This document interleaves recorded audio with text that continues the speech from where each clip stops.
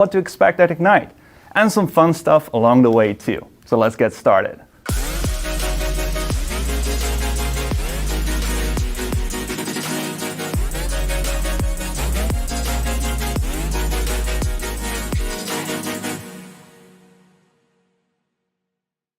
Hey, welcome, Melissa. Thank you for having me, Christian. Yeah, it's so great to have you here. We've been working for the last 4 years or something together, right? Yes, indeed. It's been a while. Can you tell the audience who you are, what you do in Microsoft? Sure. So I've been at Microsoft for almost 14 years. I lead the Windows Enterprise Product Marketing team. So that includes Windows 11 Enterprise, Windows 365, and Azure Virtual Desktop. And I've been in and around the Windows world for most of my time at Microsoft, either in a communications function or product marketing, so through several iterations of the OS. Well, that's great, and I know you, of course, but great to kind of hear a little bit of the background story. We'll touch a little deeper on that in just a bit. Before we do so, I have some fun questions prepared for you. All right, to break the ice. So let's get started. You can only pick one of the two. Okay. And be honest, fast, answer in 3 seconds. Okay. Clippy or Copilot? Copilot. Taylor Swift or Adele? Adele. Windows Millennium or Windows XP? Ooh. XP. It's a classic. So you're from originally kind of living in this area as well, and you recently moved to San Diego. I did. So Seattle or San Diego? Have you been to San Diego? Never, but I know. Christian, San Diego. I love Seattle, but I'm a California girl. Hey, I want to pivot a little bit, and Sure. This is great, learning to get to know you a little bit better on the more personal note here. Talking about your role and being a senior leader in Microsoft and in the Windows marketing team as well, what is the significant lesson or things that you learned along the way as one of the leading powerful women in IT here in Microsoft as well that you maybe want to share with the audience? Sure. I think the number one thing that is important for how we build our products is listening to our customers. We build our best products when we are customer obsessed, and we really listen, test, iterate with our customers. You asked kind of a funny question about Millennium or XP. One of the first versions of Windows that I worked on was Windows 8. Now, Windows 8 had some great ideas in it. It really did, a touch-centric UI. We all use touch on our PCs today. Doing productivity on a tablet. Plenty of people use tablets for productivity today. But it was an OS that we built without a lot of customer input until we had really done a lot of the work. And then we sort of brought it out and customers said, this isn't really what we want or need. So we learned a lot of important lessons there, and having worked on that, I learned a lot of important lessons that we build our best products when we build working back from the customer and really paying attention to what they want and what their priorities are.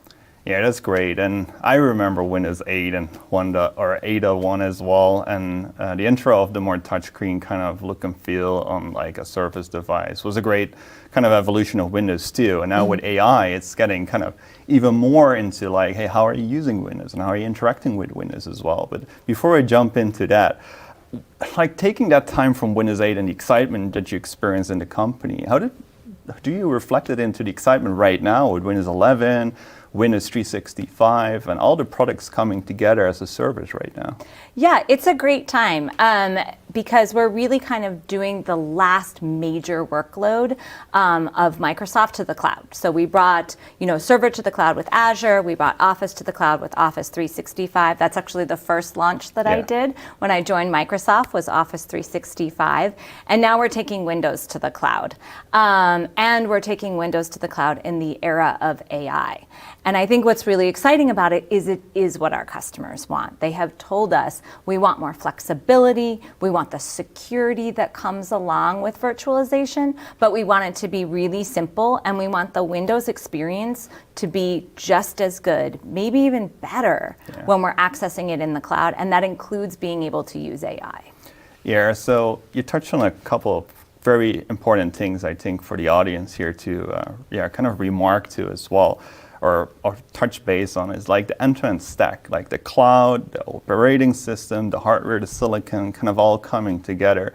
How do you see that kind of being that a unique feature or a unique kind of set of components moving to the cloud, where like Office 365 has been kind of doing the same with the Office suite from like 1997, with Office being there with like Clippy, which we just called out as well, to move to a SaaS service with Office 365. How do you reflect that into kind of Windows 365 and the whole stack end-to-end coming together there? Yeah, well, whenever we've brought our products together in a suite, we've done so, I think, for two reasons. One is because we can create better integration between the various products. So bringing the Office apps, Word, Excel, PowerPoint, Outlook together into Office 365, we were able to create better integrations between those.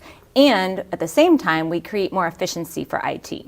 Same idea between Microsoft 365. Let's bring together Office, EMS, and Windows. Works better together, simpler to deploy and manage, really built to be part of an interactive system. Now we're kind of expanding on that, as you said, this whole full stack from the silicon to the device to the OS, management, security, and then of course applications, and now AI-enabled applications. And then when we can take all of that goodness, especially the goodness around efficiency and security, but also end user experience, and port that to the cloud, that gives us just the flexibility to kind of bring that goodness to more people in more places, and for our commercial customers, more jobs. Yeah, no, this is great. And I'm very excited about the AI piece because it really creates a unique new set of experiences that traditionally kind of removed or kind of got to kind of know Windows in the terms of you need to understand the computer, let's say like that. You need to control the mouse, keyboard, and everything, right? But with AI, it's kind of moving the other way around. So the computer starts to understand you as a person that uses it, and bringing the cloud together. And all these kind of stack components you just called out as well is really a unique thing, and sets us a little bit apart from any other operating system, I believe, as well out there. Is it something you can relate to? Yeah, absolutely. And I love your point about, technology learning you instead of you having to be an expert. One of the things that I think is really powerful about AI is the ability for it to help you enhance your productivity, enhance your creativity without you having to be somebody who can do CAD design, without you having to be someone who knows every shortcut in Excel. Those are great skills to have, but not everybody has them. And AI can really help you be more productive by proactively recommending some of those things or even doing them for you. So you can focus more on, the work that matters, less busy work. And then when we can, again, extend that to people's Windows experiences on different devices, because while I think we do a lot of our work on our PCs, we all use other devices to get our jobs done, to check in on our families, to do some multitasking. So being able to have that Windows experience where you want to work and still get all of that productivity and creativity benefit, I think is a really special thing. Yeah, and I can relate. Like if I'm using Excel, I'm always like, before we had Copilot, M365 Copilot in Excel, I always was looking for, how do I create this query? And invested a little bit of time in learning a little bit how it works, and now you can just type it in and it just works for you, right? Yeah. It creates the creativity in your brain in the best way possible versus investing in something that is easy to learn, but you need to invest in it before you can do so. So it's a great example. And the other thing I want to kind of bridge to is like bringing the cloud together and all these components of other services of M365. And the other part that you just called out, the platform supportability, because everybody, probably yourself, is having a tablet, maybe you have an iPad or something like that. So bringing that all together from the cloud with Windows 365, I believe is really a unique new thing, an evolution of Windows, moving Windows and all these different operating system platforms in a way that it still feels like Windows and AI. But you still have that and the flexibility of using other devices out there as well, for maybe playing games on the side on your tablet and then work in the evening or in the afternoon on that same device as well. Yeah. So that brings me to the next question. We worked together on the Magic Quadrant from Gartner, and recently, just like as of like a week ago, the news got out for the 2024 Magic Quadrant for Desktop as a Service. Can you shed some light on that, like what it is and what the result of that was as well? Sure. Yeah, absolutely. And actually, when I first came to Microsoft, I worked in analyst relations. So I'm deeply, deeply familiar with the Gartner Magic Quadrant. So the Magic Quadrant is a product that Gartner puts out that measures vendors in a certain category on two axes: their ability to execute and the completeness of their vision. We spend a lot of time with analysts in product marketing, as you do in product management, and they provide great input for us on how we should think about our product strategy, because they too speak to our customers all the time. Now, for the Magic Quadrant, what we want to share with them is what our product delivers today, as well as some roadmap into what we will deliver tomorrow. That's that completeness of vision access. So this year, we were very excited to move what we call further up and to the right in the Magic Quadrant. So further up on our ability to execute, as well as our completeness of vision. And we are the clear leader in the Magic Quadrant. So it feels like a win for me a little bit, in the sense of both someone who really understands the role that analysts play and values that, but also being super proud of the product that we work on together. Yeah, it's a huge acknowledgement, because Gartner goes independently from Microsoft to their customer base and gets insights from those customers, and then reflects that into like us, Microsoft, and tells us, hey, you need to like improve this part of your product, or maybe everything is just fine, right? But one of the things I think as a result of this leading position is as well us listening to Gartner as part of our product management process, right? Absolutely. They're an invaluable resource. Gartner, IDC, Forrester, because they're scholars of the area, but they are also, a conduit for customer feedback. So you're absolutely right. And I'm glad you pointed out that actually their calculation for how they measure the leader in the quadrant is to talk to customers independently of Microsoft. Yeah, it's a huge acknowledgement as well on behalf of the product management team. It's just great to see the work, the customer obsession we have for the product moving into a leading position. Yeah. Where do you see this kind of leading position or market industry we're in this virtualization space and Windows and the different kind of verticals? How do you see that moving kind of forward in the next 3 to 5 years, moving more and more to like a cloud-based SaaS model like Office 365 has been already in for like the last 5 or 8 years or 10 years even? Yeah, it's a great question. One of the things that I think is very exciting about moving Windows to the cloud is the ability to make it accessible for more people in more places. And by that I mean more job types. So being able to have offerings for frontline workers, offerings for developers and creators who do really high capacity compute. We have GPU SKUs for them. We have partnership with head-mounted displays for people who work in mixed reality. So just really a Windows experience for all these different people. But it's also the ability to scale Windows to any connected device. So you mentioned earlier, a lot of people do work, on their phone, on their tablet. There's, something in the neighborhood of 2.5 billion connected devices in the world. We're very fortunate to work in Windows with 1.5 billion PCs.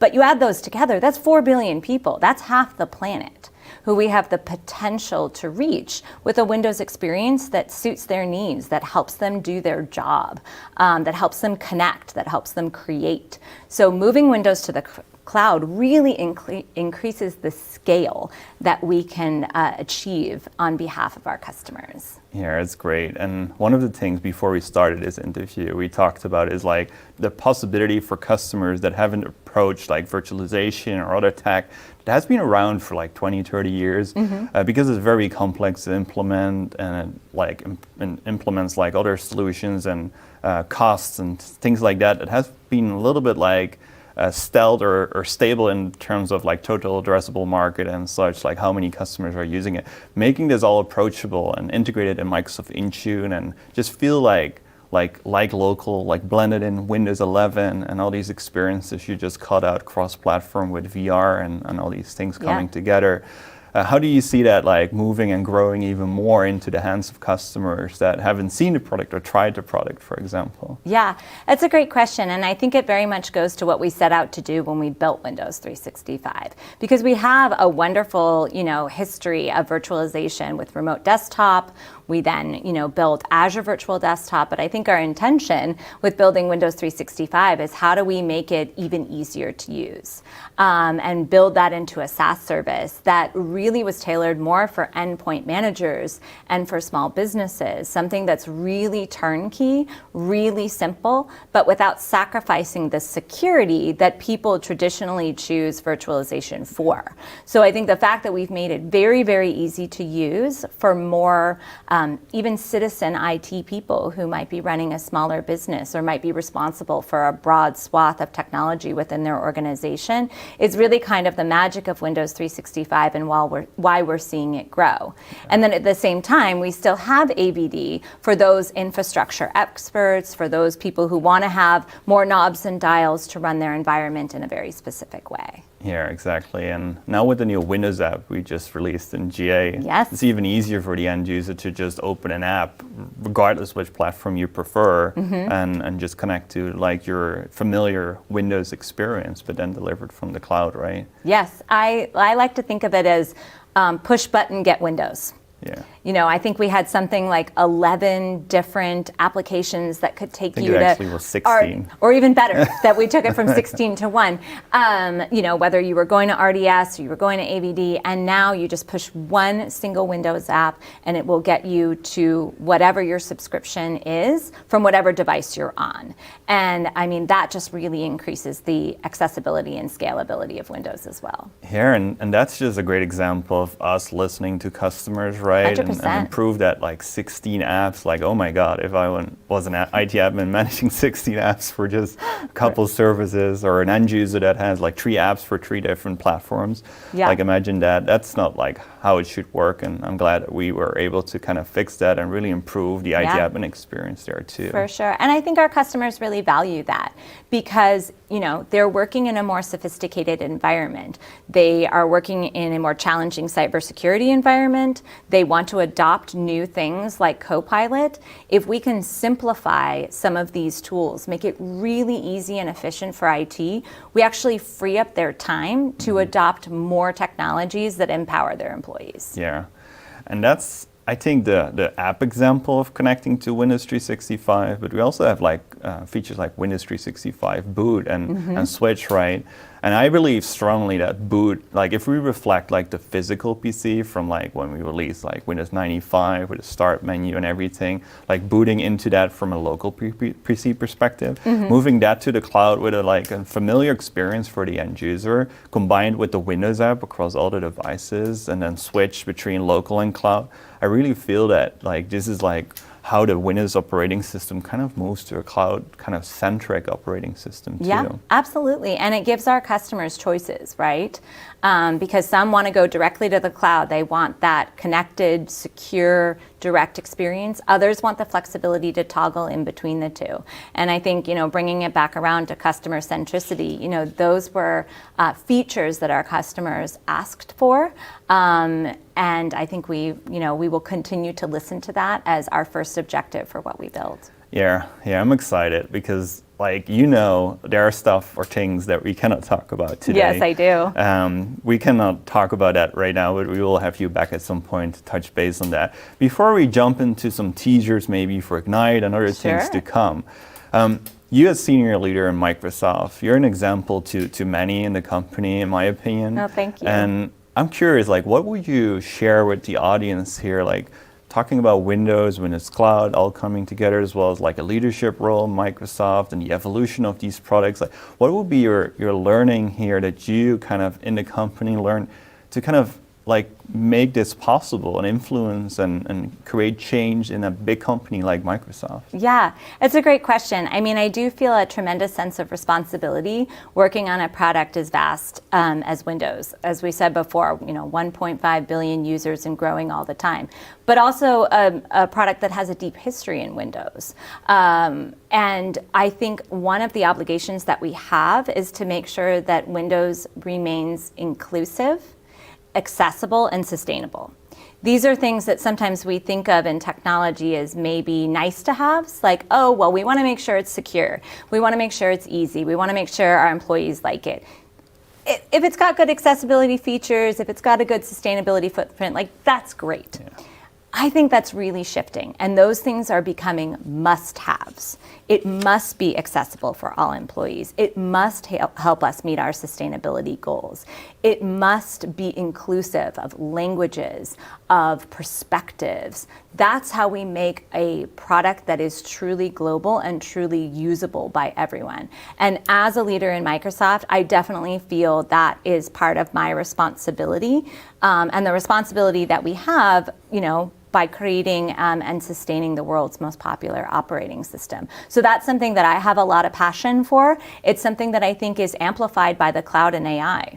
Windows 365 is a great sustainability choice. It helps extend the life of PCs if that's something that our customers want to do. It is more efficient than running on-prem VDI. The Windows 11 has some amazing accessibility features, and many of those are being even further advanced by Copilot, the ability to do real-time translation, the ability to anticipate needs and use different inputs like eye gaze. These are things that really make Windows a powerful tool for everyone and invite more people into the technology family. So that's what really gets me excited about moving Windows to the cloud and about incorporating more AI into Windows. Yeah, that's pretty cool. I personally believe this is one of the most exciting times to work for Microsoft as well, bringing the cloud and local Copilot plus PCs, all these things together. You touched base on transforming your PC to Windows 11 and being inclusive and accessibility solutions. Transforming that back to customers that are still on Windows 10 and they're still moving to Windows 11. We are doing some kind of customer-obsessed kind of offerings for those customers as well with Windows 365, right? Yeah. Maybe you can shed some light on that. Sure. Well, it's a good time to remind everyone end of support is coming. We are just about a year out. Yeah. So a lot of customers I talk to are making great progress on their journey to Windows 11. It is much easier than 7 to 10. I think we have something like 99.7% app compatibility, which was not the case for 7 to 10. So it's a much easier migration. But still, it does require a PC refresh for many of our customers. And if that's not possible for them, or that's something that they haven't got to yet, we have a wonderful offer, which is for Windows 365 customers. They receive ESU, extended security updates for free as Windows 365 customers. So that allows us to secure the endpoint, even if it is an older PC, while still allowing them to run Windows 11 in the cloud. So their user experience is Windows 11. They get all those great accessibility benefits, all the beautiful new UI, but they're able to use their older PCs in a secure fashion. Yeah, I think this is a perfect example of us, Microsoft, really being customer obsessed here, right? Yes. Helping solving challenges with new products in the cloud, with things that you're using today, as well as bridge between the local kind of PC and the cloud for future capabilities to come maybe as well. And what I know as well that we are working on kiosk mode experiences to secure that endpoint that remains to be on 10 to connect to Windows 11 with a cloud PC. So it's really cool. Yeah, absolutely. Yeah, so bridging there to what's next, what's coming, what are the big things on the roadmap? And as we told, this is just the beginning. We are moving Windows to the cloud and Windows 11 AI, Copilot plus PCs. It's really like a turnkey moment moving the operating system to a cloud and AI-based focused operating system. Yeah. Ignite is just around the corner. It is. Can you shed some light on some of the things to come? Not pre-announcing it, of course, but sure. Between the sidelines, what to expect there from Microsoft? Absolutely. I've been thinking about Ignite a little bit as sort of finishing the thought, if you will, that we started back in May. So in May of this year, as you know, we announced Copilot Plus PCs. We announced Windows Copilot Runtime, so a developer platform really oriented towards developing for AI. And now I think we're going to take sort of the second part of that thought, which is how do we bring those things together with Windows in the cloud? Really thinking about how we can kind of blur the lines a little bit more between client and cloud and make sure that those Windows experiences, wherever you're having them, are exceptional. They're exceptionally secure, they're exceptionally user-oriented, they're exceptionally easy to use for IT. So we're going to be introducing some new features for end users, some new tools for IT, some new experiences that our customers can think about of really how do they create that client to cloud connection. It's going to be a really big Ignite for Windows. It's going to be one of our biggest years in a very long time. So I'm very excited. And the thing I want our customers really to take away from Ignite, and I think they will if we do our jobs right, Christian, you and I, between product and marketing, is that there really is a Windows solution for every organization and every job within that organization. Frontline workers, information workers, contractors, creators, developers, everybody. We really want to be Windows for everyone.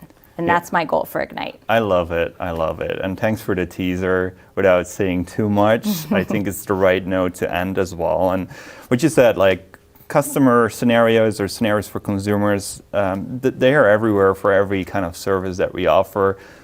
Sitting on the beach in San Diego, maybe watching the sea or working a little bit. Oh yeah, I'm using my Windows app right on the beach, just checking in on work and then jumping back in the waves. Hey, let's close this off, and I want to get you back at some point, and maybe after Ignite, we can talk more about those like innovations to come. How can people stay in touch with you? Like maybe social media, LinkedIn, or? Yeah, I'm. My daughter would be so embarrassed to hear me say this, but I'm not the biggest person on social media, but they can absolutely find me on LinkedIn. That is probably the best way to stay in touch, or come see us at Ignite, or another one of the great shows that Microsoft participates in all around the world. Ignite's obviously our biggest moment of the year, but we're out talking to customers, learning from them, participating with our partners all the time. So I'd love to see anybody there. Yeah, thank you for being the first Windows in the Cloud Unplugged guest. I had a blast. I hope the audience as well. And let's get you back in the future as well. Absolutely. I would love to come. It's a great honor to be the first for this new series, and I really appreciate the partnership that we have. And thank you for watching this first Windows in the Cloud Unplugged episode. If you want to watch other episodes back, go to aka.ms/Windows in the Cloud. Thank you for watching.